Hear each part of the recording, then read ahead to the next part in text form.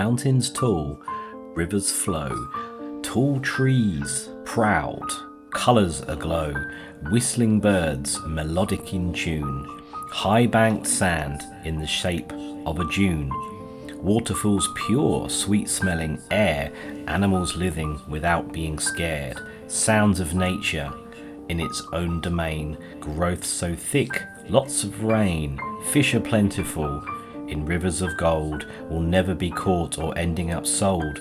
The unspoilt land, can it be true, where the grass is so green and the skies are blue? The only trouble is, I still need to build, which means levelling a large portion of this beautiful unspoilt land. Unfortunately, you can't get in the way of progress. This is still a beautiful area, and I'm going to try and maintain that. Up top there especially. But down here, it is ugly. It is an eyesore. So, unfortunately, this is what has to happen when you build stuff in this game. By the way, what did you think of that poem at the start of the episode? I thought I wanted my episodes I wanted to vary the openings to my episode a bit more. And I thought a little bit of verbal sophistication would be perfect, and especially in such a beautiful area as this, I just felt that sort of poem could do it justice. So yeah, I'll add the website again to the bottom of this video, to the description of this video. So do go and check that website out. I've had permission to use this poem. That was only the opening, maybe third of it, but I thought it was absolutely beautiful. It sort of fits in well with a game like this, which is actually quite beautiful in a strangely blocky kind of way. But I might try and finish the rest of the poem maybe towards the end of the episode, if I have enough time to do so. And one more thing. Currently, at the time of recording, I am on 96 subscribers. If you are watching this and you are in any way enjoying what you're seeing, please click that subscribe button. It would mean the world to me to get over the 100 mark. 3 figures would be amazing, considering I was probably on a year ago. I was probably on sort of 10 to 20. So my channel has actually done pretty well recently. So I am thrilled to see that. But we're so close to that landmark figure. Please hit that subscribe button if you haven't done so already. Hello, sir. We need to get you down from there. So, what have I been up to since the last episode? Well, you can see for yourselves, really. We have a breeder with grown-up children. We have a quick and easy iron farm, which is, as you can see, not 100% effective at this point in time, because that guy over there is still up there. Let's see if I can get him down without him attacking me. Come on. There we go. In you go. Perfect. So yeah, this iron farm is a Raise Works design. It's even simpler than the Logical Geek Boy version that I normally use, which is only 3 villagers needed. So yeah, these are my always early game things that I do. Breeder, iron farm, lovely. So we've got plenty of iron coming on. And this is going to be the location of a trading hall. And with each series that I do in this game, I try and improve the design of the trading hall. I've come up with a layout that is optimal, particularly for when you need to use splash potions of weakness and golden apples, so that the curing of the villagers to get the good trade rates. I've come up with a design that should be fairly economical with using splash potions. In fact, I should only need 1 splash potion for 14 villagers at a time. So last season it was one splash potion for 1 villager, or 1 arrow I should say for 1 villager. This should be much more effective, much more efficient I should say, for splash potions. So I'm going to be building up this hopefully later in this episode. We've got plenty of room here for this trading hall. Should have everything I need. We've got the villagers breeding along, so we just need to leave that and let that let the villager numbers grow. We've got iron coming in, And also, I'm going to be building a storage area, a proper storage area, early on this season. So we're not going to have huge, horrible groups of chests that are completely unsorted. Does my head in when they're like that. So in here, started the carving out, the hollowing of the mountain, and in here we will be building a significant storage area. Probably also going to be breeding or duplicating, I think the word is for allays. My little allay friend here, and we're going to be duplicating this fella and using his brethren for non-stackable item sorting, which I'm looking forward to playing around with and seeing how that works, because I've heard pretty good things. But before we get building, hello little fella, before we get building, we need to start chipping away at these, what are there, 12 map locations to find out what on earth they are leading us to. Remember the last episode? We solved a riddle, but really in terms of this whole mysterious setup, we've only just started. So let's get going. I guess we'll start with number 1, which is not very easy to find. There's no locator on there. Right, we are about 3,000 blocks away, more than 3,000 blocks away from the center of the world, and we're still not a dot on this map. I've tried different directions. I'm just now persisting with just going kind of north east, I think it is. I found a mushroom island, which could be good for some blocks. I love building with mushroom blocks at the moment, so it might be something I take advantage of while I'm here. Yes, the map, we are still we're looking for a mountain range, but I think when we're anywhere near the area, we should become a dot on the edge of the map. So I'm hoping that happens soon. But you may have heard a horse just then. Behind me is my good old 4-legged friend. Look at him. I can just, wrong button. I can just swim, boat along. He's loving it. Look at it. Look at it. He's just surfing along, not a care in the world. Just getting pulled along by the lead. He's having a great time. And it means I can cover land and sea really quickly. Why have I never discovered this before? This is what amazes me about this game. Always new things. Oops, and now I'm going around circles, and I can't steer when I'm at this angle. There we go. That's better. Still no dots. The only downside to this plan is I can't view my map. I also take my hands off the oars. That's a shame.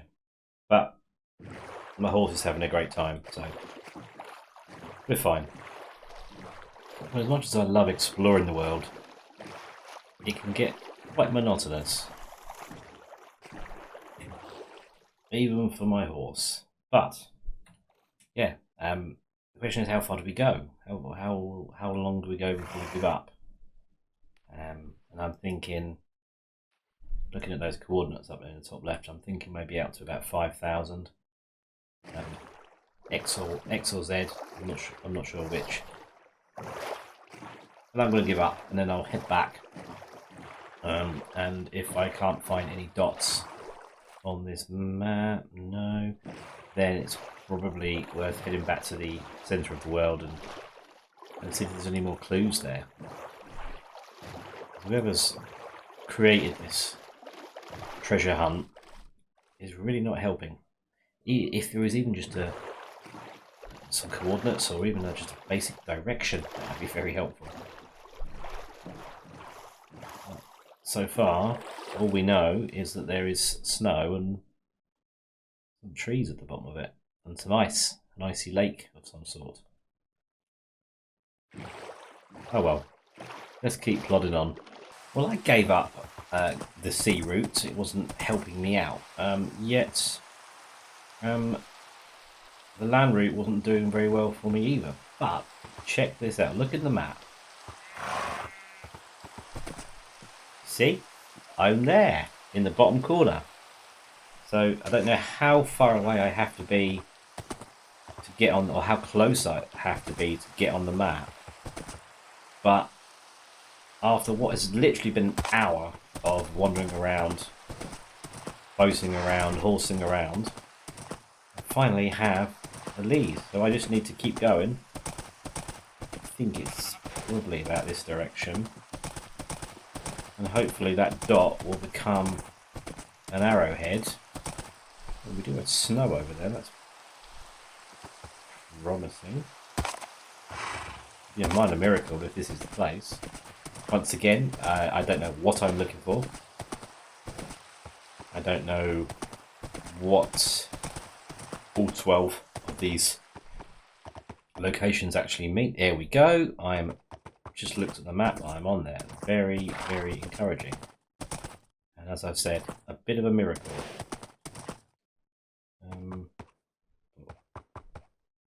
What am I looking for?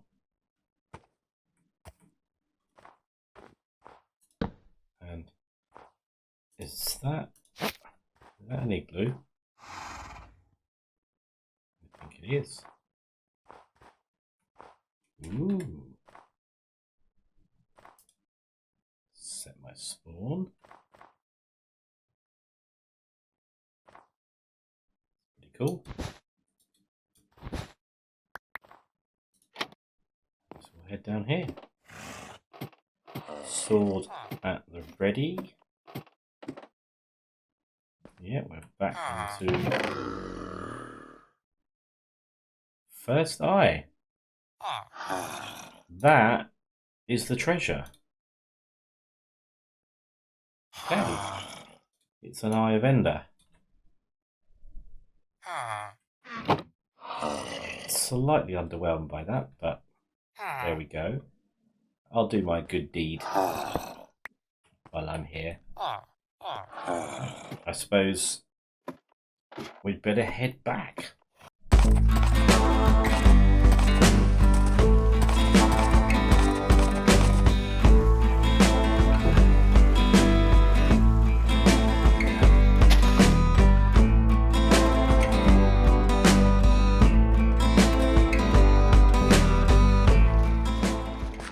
We are back at the centre of the earth.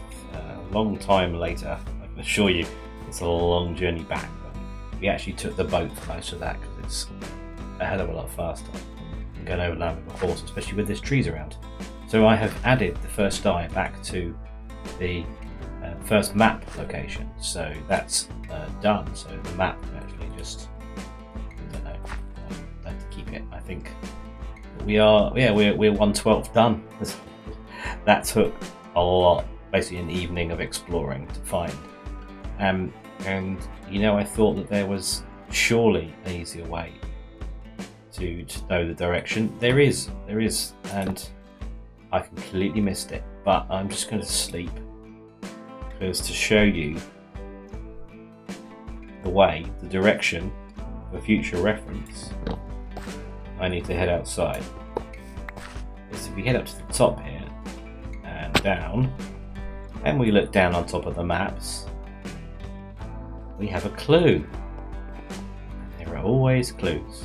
So, torches to be rotated in varying directions, and of course the torch that we needed for map 1 was here, as you can see, facing that way.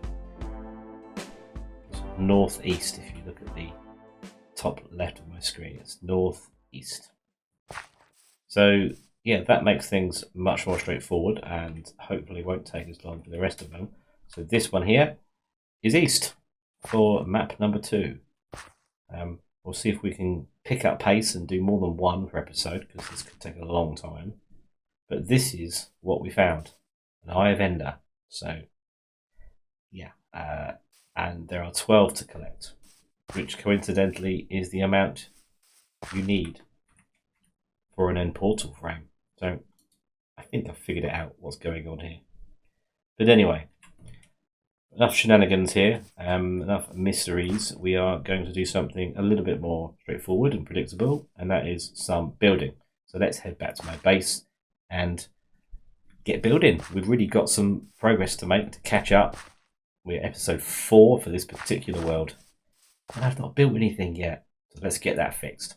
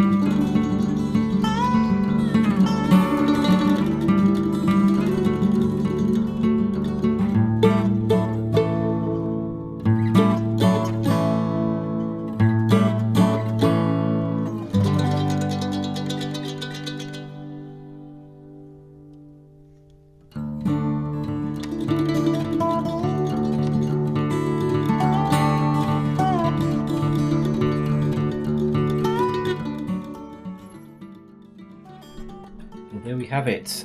This is going to be the style of my base for this particular season or series, or whatever you want to call it.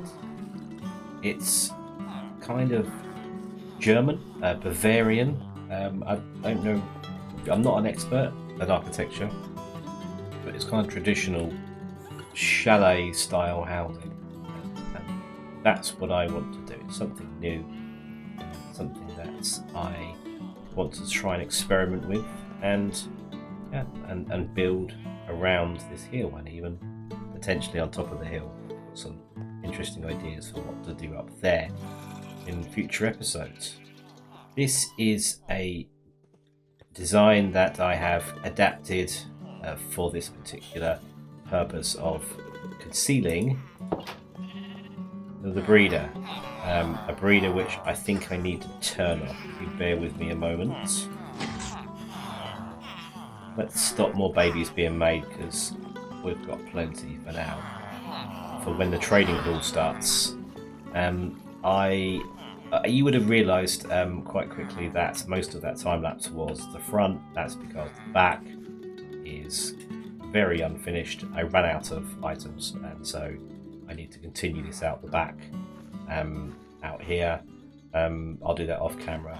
You don't need to see that, but it does mean we'll have a nice contained villager breeder.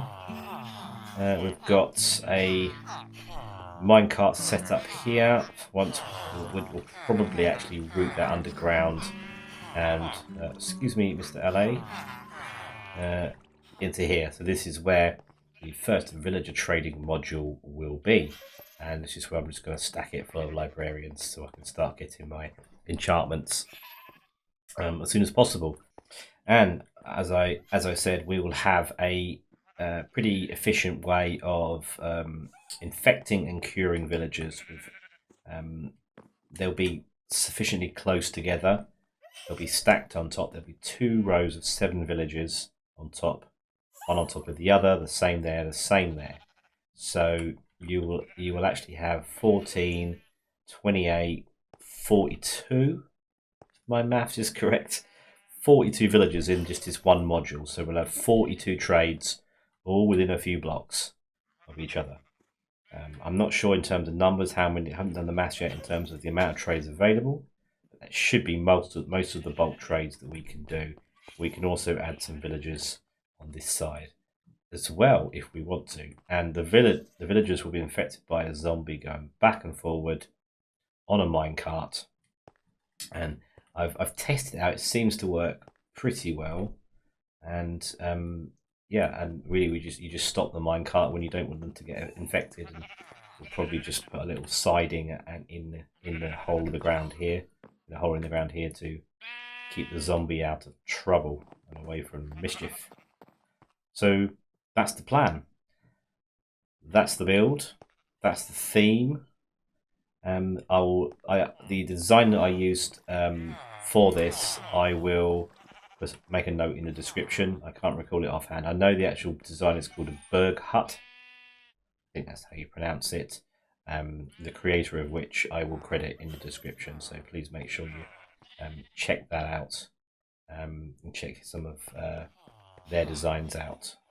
So that's pretty much all I want to talk about. We've had some good progress. I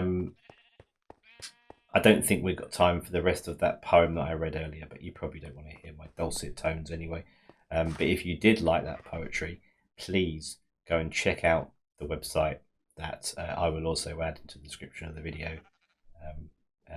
Yeah, send some love to that particular person's way for that poem and anything else that he's got on his site. Yeah, this is there's a lot of work to do. There's a lot of villagers to get out here, but I'm pretty happy with the start. It's nice to get some creative building going on. I'm using the colours of my channel there as the sort of in terms of the banners. Makes it stand out, and it's less monotonous and brown, I think. So pretty happy with that. Next episode, we will continue with this area here. And I think the trading hub will be the focus, and maybe a little bit on some initial storage area in there. And also, we have some more adventures to go on. Yep, the eyes of Ender will not find themselves. So let's have a potato, shall we? First of all, let's have a look for a few more in the next episode, and see if we can get closer towards getting the set. And then who knows what will happen? We shall see. Okay, thanks for watching, everyone. You take care. See you soon. Bye bye.